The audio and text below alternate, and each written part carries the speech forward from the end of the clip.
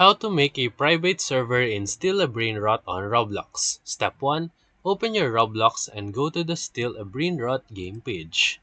Look for a button labeled Create Private Servers, or you can now go to Servers.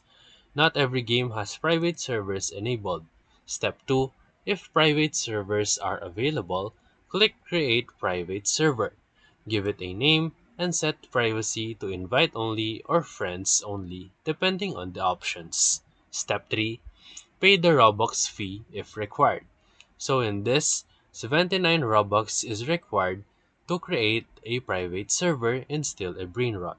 And then after you um, buy 79 Robux, pay the Robux needed to create a private server. And then after that, edit your private server and invite your friends by copying the server link or using the game's invite feature.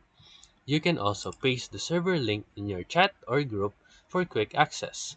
Step 5. Configure the settings in your private server so that they can join your friends every time. And that's it. So if this video helped you, make sure to like and subscribe. Thank you for watching.